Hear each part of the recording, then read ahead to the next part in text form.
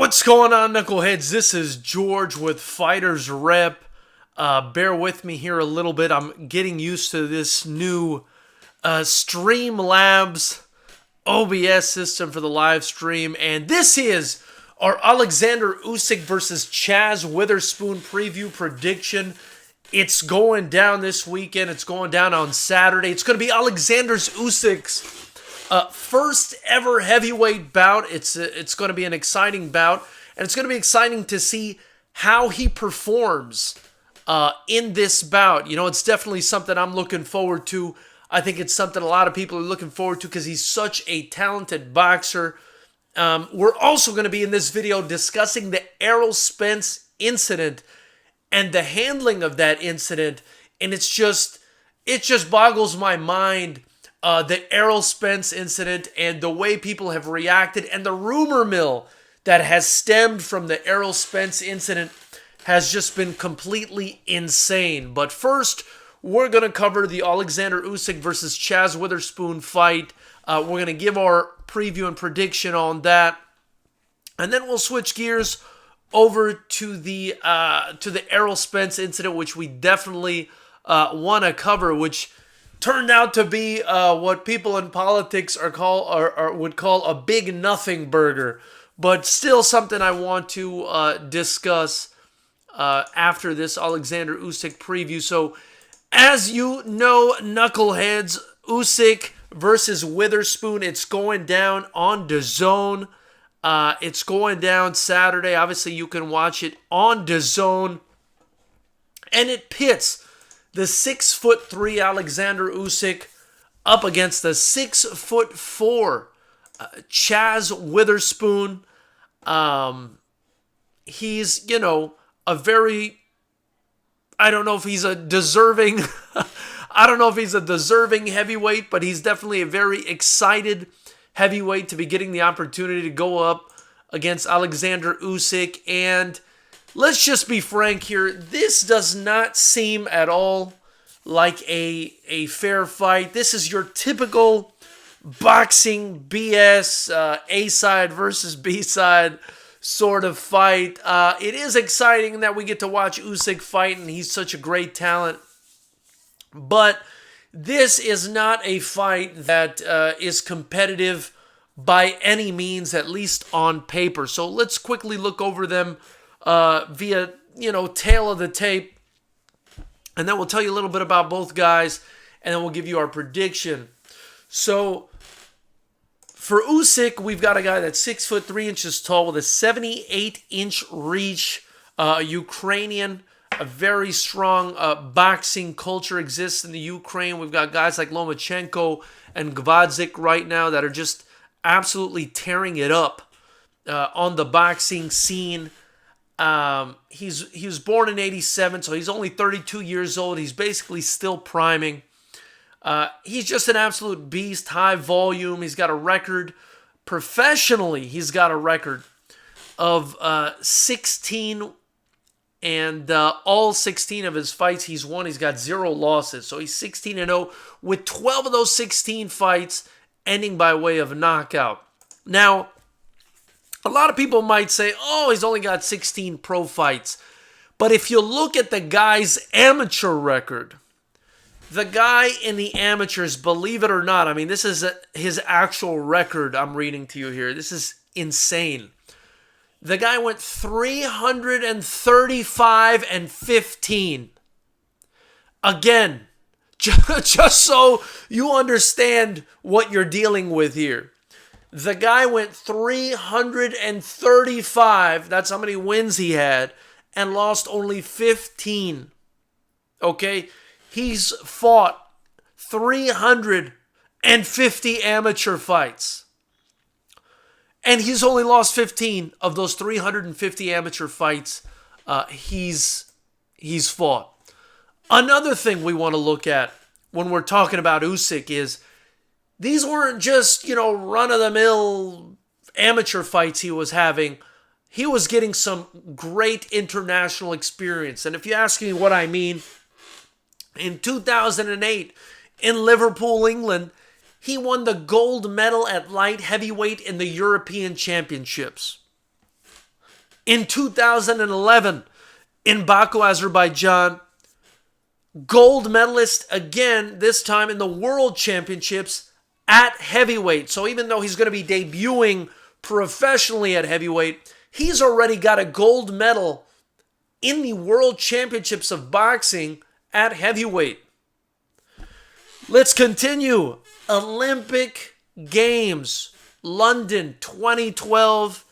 Oleksandr Usyk was a gold medalist, and yes, once again, it was at heavyweight. So we're talking about one of the elite big men in the game.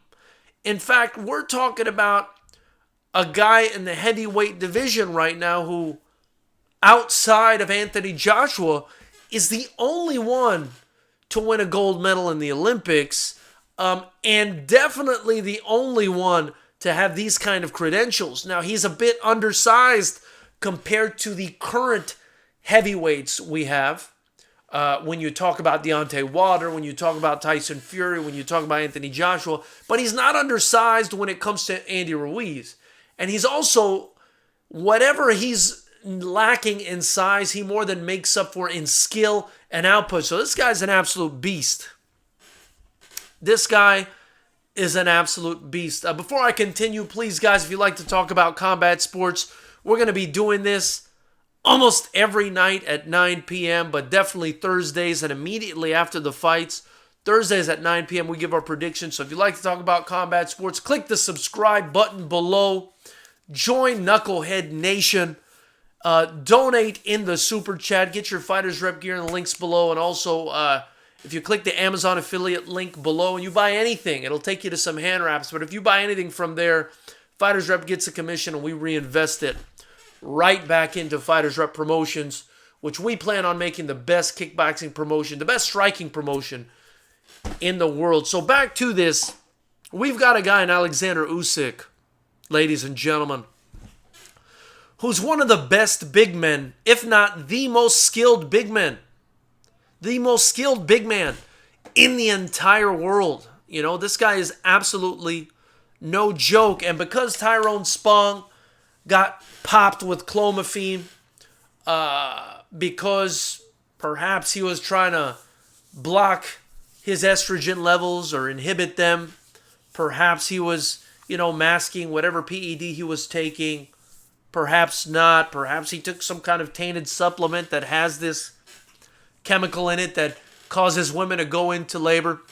But basically, Tyrone Spong is out of the picture. We've got Chazz Witherspoon in his place, a 6'4" American heavyweight with 41 total professional fights, 38 wins, 3 losses. He's got 29 wins by KO. He's known as the Gentleman.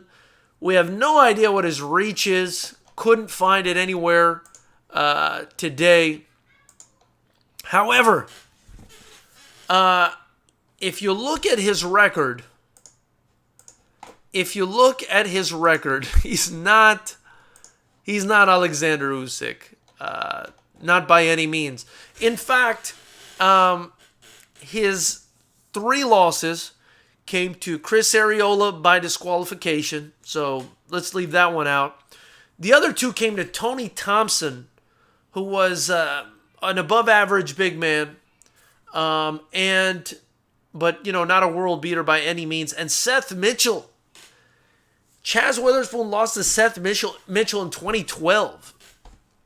So, we're not talking about a world beater at all here. In fact, I'm going to give you the names of the last 3 or 4 guys he fought. And you guys tell me if you've ever even heard of any of these guys. Okay? Santander Salgado, Lamont Capers, Carlos Sandoval, Michael Marone, Nick Guivas, some more, Galen Brown. I've never heard of any of these guys, and then the boxing world wants to know. They want to know why boxing is always frowned upon. They want to know why people are tired of the bullshit in boxing. you know, promoters want to know, boxing promoters want to know what's going on. And, you know, I couldn't agree more with Dana White. It's a going out of business sale every time these boxing promoters put on an event. And it's just ridiculous. I mean, it really is. It's just ridiculous. I just don't understand. I don't understand it. I don't understand it. How, you know, you could put a guy with Usyk's pedigree in there with a guy like Chazz Witherspoon, but nonetheless, you know, you got to give Chazz Witherspoon his just due for stepping in there and wanting to fight, you know. And you know, if we look at the chat right now, you know, here's the thing. Here's the thing. You know, you gotta love boxing. You gotta study boxing. You gotta understand boxing. You know. And Marco Martinez in the chat. I got all the respect for you in the world, brother. Coke Boys in the chat too. I appreciate you joining the chat. You know, please subscribe. I'd love to have you on more often. Saying nope, haven't heard of them. Exactly, you haven't heard of them. But Marco Martinez and the people that are saying, you know, Witherspoon is a late replacement. Yeah, he's a late replacement. Sure, I agree with that 100%. But look at how many people were available that have a name. You know, there's Dave Allen.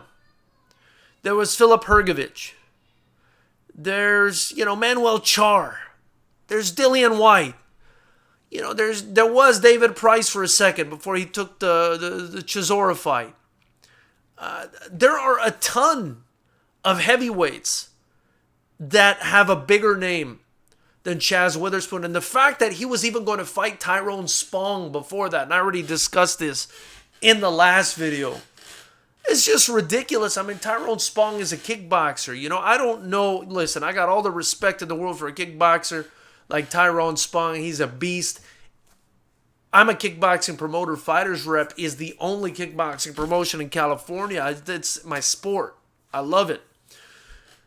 But he had no business, Tyrone Spong, in there with a guy like Usyk with his boxing credentials. He had no business. He would have gone in there and probably gotten crushed, to be honest with you. And I don't know who was gassing him up on his team to make him think that he was going to go in there and give Usyk a fight. I mean, that's not to say Tyrone Spong isn't a warrior, because he absolutely is. But boxing and kickboxing is apples and oranges, especially when you're talking about the kind of experience that Usyk's had, you know? And then, you know, I'm hearing all this silliness. You know, let's expand on this for a second. I'm hearing all this silliness about Deontay Wilder maybe not wanting to fight him, or people saying he shouldn't fight him because Usyk's too small. Are you kidding me? Are you kidding me? He's too small? Deontay Wilder, who I'm a massive fan of, okay? I'm a massive fan of Deontay Wilder. And if Deontay Wilder lands a punch on anyone, it could be over. But Usyk will box his ears off if they get into a boxing ring together. So as usual, Deontay Wilder, if he goes into that fight, he's going to have to rely on that one money shot. And that is not something that me, as if I were a boxer or a boxing coach, that is not something that I would be happy about. I would not want to go into a fight knowing that the only way I'm going to beat this guy is if I land a monster punch and knock him out. Because a guy like Usyk is educated. You think Tyson Fury is educated and slippery? A guy like Usyk might be more so. And so for anyone to imply that Deontay Wilder shouldn't fight Usyk because Usyk's too small or doesn't deserve it, that's an absolute joke. That's just an absolute joke. And you don't know boxing, you don't understand boxing if that's what you think. And again, that's not to say Deontay Wilder wouldn't knock him out, but let's be honest with ourselves. In a boxing match, and this is the sport of boxing, Usyk wins. So, I mean, I don't even think I have to really get in to this prediction too much. I see an absolute blowout. I see an absolute blowout for Oleksandr Usyk versus Chazz Witherspoon, and I don't see at all any reason at all why Chazz Witherspoon should even be in the ring against Oleksandr Usyk. So that's my prediction. If you're anywhere near a sports book and, you know, you've got a lot of money and you're willing to toss it on somebody, and you're willing to put down, I don't know, a couple grand to win maybe $10, go ahead and do so on Usyk, because I think Chazz Witherspoon's chances of winning are a snowball's chance in Miami. Or hell. Basically the same thing. I can say that. I'm from Miami. Now I want to switch gears. And go on over to the Errol Spence car accident incident, which is just absolutely incredible. Extremely tragic and unfortunate when it happened. B,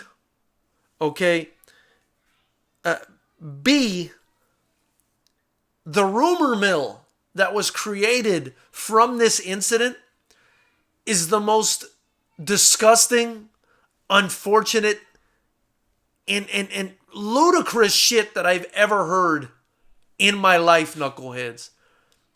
I went to a couple of sources into the chat sections to see what was happening, into the comments of some of these articles and videos with regards to the Errol Spence incident, and the stuff I was reading was just absolute insanity. Insanity. So A, it was tragic.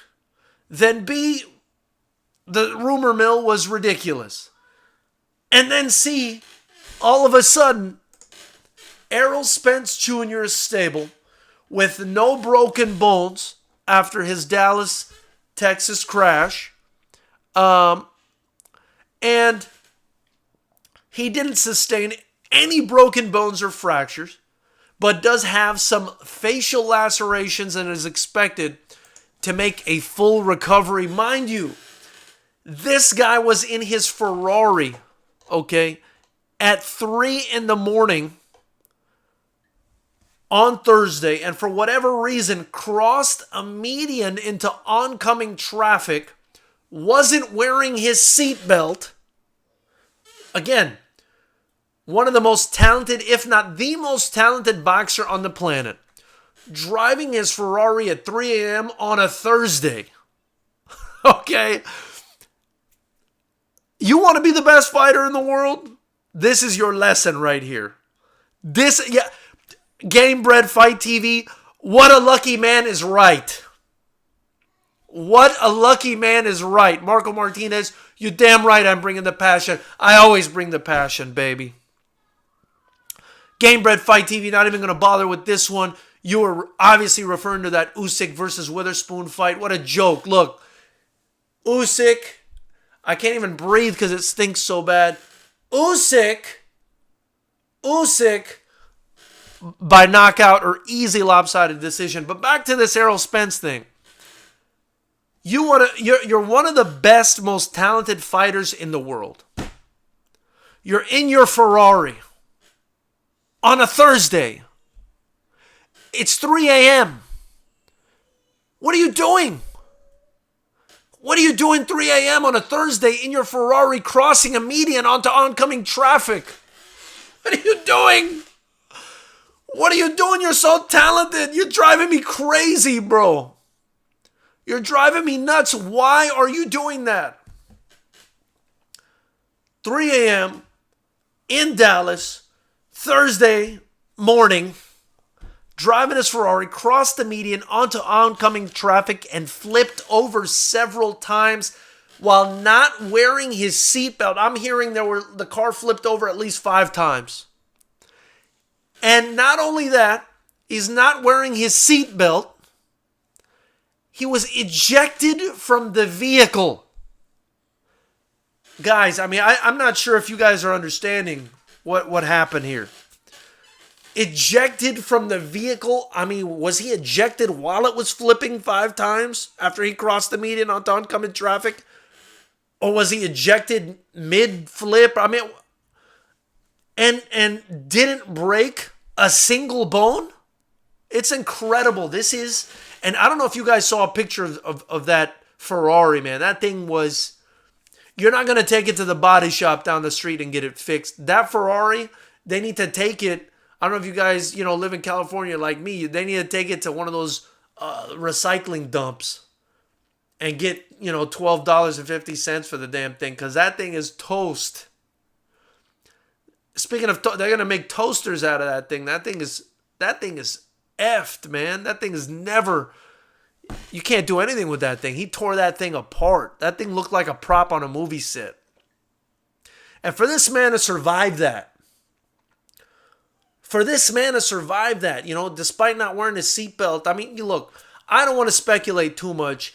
I've seen him in a couple post-fight interviews where he looked like he was absolutely drunk, okay?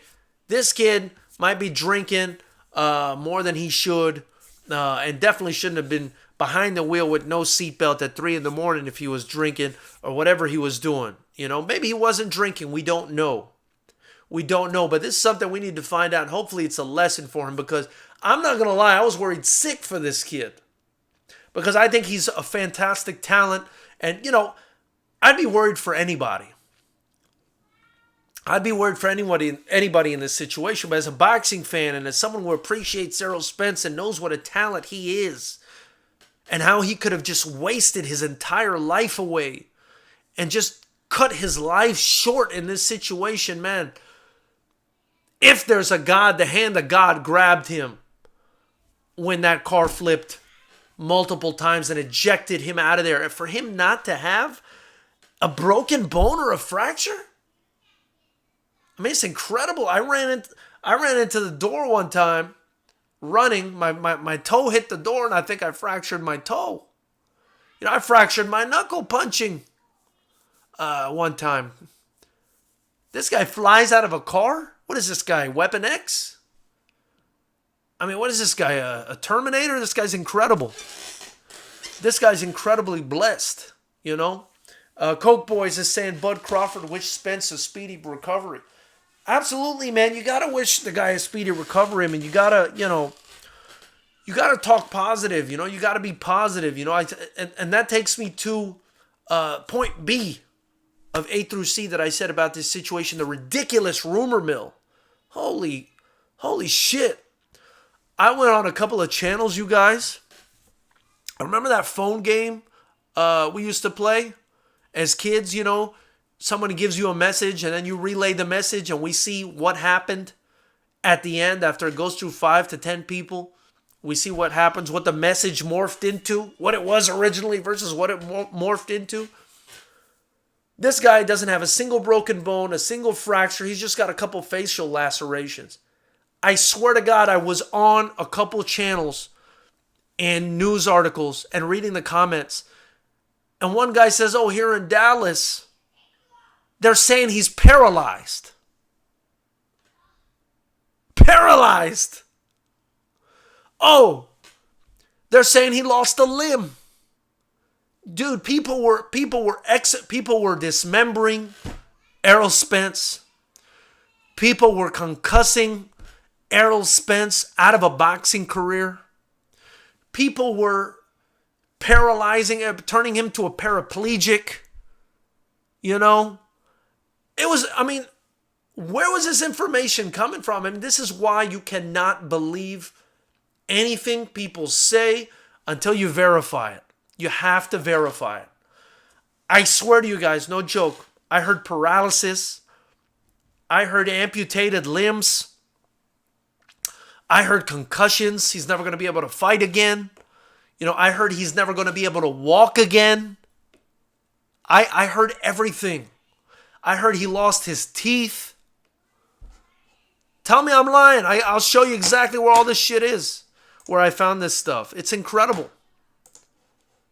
If you haven't subscribed to the channel, please subscribe. We're going to be doing this very often, 9 p.m. Pacific. I appreciate you guys joining the chat. Also, feel free to donate to the super chat. But holy shit! Gamebred Fight TV. My brother, thank you. Gamebred Fight TV is saying, yes, Agree. Stop spreading clickbait propaganda. Keep up the good work. Much respect, George. Coach Jose from CMMA. Oh my goodness, Coach Jose. Coach Jose, big shout out to Coach Jose Granillo from CMMA.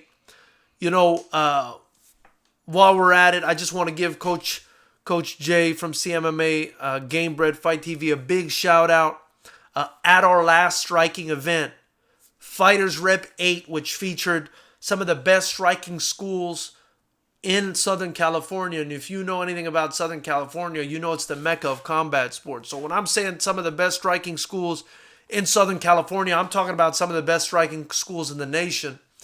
And the guys from CMMA won the Lions Cup, meaning they were the team that performed the best at Fighters Rep 8 and were only the second team in history to win the Lions Cup after Sit Yod Tong at Fighters Rep 7.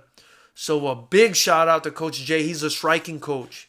He's the striking coach, you know, the guy at CMMA. So much love to Coach Jay. Appreciate you being on the channel, brother. We got to get you on here, man, because you're talented and you're doing some things over there to CMMA, which was known as a grappling school, it looks like, until you got there, brother.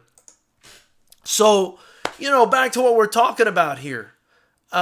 You know, people were saying he's in critical condition. You know, I guess he was in the intensive unit. And again, we're talking about Errol Spence Jr. But people were saying he's in intensive care. He's in critical condition. He's never going to fight again. You know, he's paralyzed. I mean, I couldn't believe it. I really couldn't believe it. And, you know, I'm kind of glad it's over. You know, first off, this is the best news that we could have received, was that Errol Spence is okay. That's the best news we could have received. He's awake. He's responding. He's listed in stable condition, and he's expected to make a full recovery. That is the best bit of news we could have come away with. And I'm hoping he learns a lesson from whatever he was doing, whether he fell asleep at the wheel, whether he was drunk, whether he was high, whether he was partying, whatever he was doing. I hope he learns a lesson from this, because you cannot be that talented, okay? You cannot allow God or the universe or whatever to give you that much talent and then just toss it by the wayside because you want to, you know, have a couple drinks. You have a responsibility to that talent, Errol Spence Jr., and we want to see you succeed. We want to see the best fights. We want to see you fight Terrence Crawford. We want to see you rematch Sean Porter, you know? So that's the best news we could have come away with, is that Errol Spence is okay. And, you know, just a few lacerations to his head. Maybe one leaves a permanent mark, you know, and helps him remember, hey, I'm not doing that shit again. Sometimes we need that wake-up call, you know? And this is especially great news when you juxtapose it to the craziness that was coming out of some of these forums, from some of these channels, paralysis, near death, amputations. There's nothing wrong with the guy. Nothing happened to him. These people were dismembering him, crippling him for life, ending his boxing career in YouTube comment sections. And at the end of the day, what's he going to leave with? A couple, maybe a scab, maybe a scratch, maybe a scar, after being ejected from a flipping, median crossing Ferrari at 3 a.m. in the morning on a Thursday. Not on a Friday, not on a Saturday. I know Thursdays are ladies' nights. You know, he probably was staying away from the ladies while he was training. That's what some guys do, but maybe he was trying to enjoy ladies' night. But I mean, is anything in Houston even, or Dallas rather, is anything in Dallas even open at 3 a.m.? I mean, I'm a Miami boy originally. You know, stuff opens till 5 in Miami. But when I came out here to LA, stuff's closed at like 2, right? What's open at 3 in Dallas? I guess they're partying in Dallas. But anyway, great news. Errol Spence is back. And the misrepresentations, the ridiculous reporting, the ridiculous negativity coming from these people, and then the sociopaths are what get me. These freaking sociopaths that are on there. One guy, right, after reading all this stuff about amputations and paralysis, and he's probably never going to fight again, wrote, maybe while he's at the hospital. I swear to God, I read this. Maybe while he's at the hospital, they can give him a heart, so he'll have the heart to fight Terrence Crawford. I mean, and he said that while the man was, in unknown condition by the public in the ICU. I mean, what kind of sociopath do you have to be, right? To say something so negative and calloused towards another human being. My goodness. And then this takes me back also to the James Ali Bashir situation. Clarissa Shields and Ivana Habazin weigh-in situation where Ivana Habazin's coach was knocked out by somebody because he was talking trash, apparently. And he's a 71-year-old man, and he got knocked out. Now he's got a brain bleed. Who knows what his condition is right now? If anybody's heard anything about it, please let me know. He's got a brain bleed, and, we don't know if he's going to live or die. He got knocked out for talking crap. He's 71 years old. He got knocked out for talking crap at a weigh-in for a fight. And there are people in the comment sections and on YouTube and in forums. And look, I accept everybody's comments. I will never kick anybody out for stuff they say, unless they're going way over the top and attacking, even if they're attacking me, I don't really care at this point anymore. This is a forum where anybody can express their opinion, say whatever they want. I'm not going to stop anybody. I don't feel like policing people. But there are people in some of these forums talking about James Ali Bashir, including my comments section to my video I made with James Ali Bashir, saying that he deserved it. A 71-year-old man deserves to get knocked out and have his skull fractured and end up with a brain bleed because he was talking some shit in a boxing promotion? You're supposed to talk shit at a boxing promotion. And some of you people think that this man deserved it. Where's your empathy? You are a sociopath. You can write down your opinion, man. I'm not going to block it. I'm not going to delete it. This is Knucklehead Nation. This is Fighters Rap. You say whatever you want. The people I hope to attract are people that, have been kicked out of other forums. The people that love to talk about combat sports. The people that like to talk about boxing and MMA. That's what this is, for everyone to get together and talk about it and enjoy it. But, it's still crazy to me that people can wish that sort of harm on a man that's 71 years old fighting for his life, or that got harmed in that fashion, and say that they deserved it, I don't know. Call me crazy. Knuckleheads, that's all I've got for you this evening. I want to thank you guys so much for joining me. We will be doing this. We will be talking boxing and MMA news maybe more often.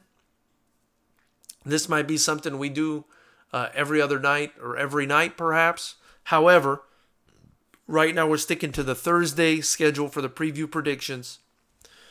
And we're going to be doing immediately after the fights. We're going to be going live. That's not going to be at 9. That's just going to be, within 5 to 10 minutes of the big fight ending. So we'll be going live after the Usyk versus Witherspoon fight. And then, after that, maybe every other day we'll be on live at 9 p.m. So I appreciate you guys joining me. Let me know what you guys think. If you weren't able to leave a comment in the super chat or donate or whatever, you can feel free to do so afterwards. You can feel free to comment. And definitely subscribe. Subscribe to the channel if you haven't already. Knuckleheads, You all have a good night. Tomorrow's Friday. Be safe.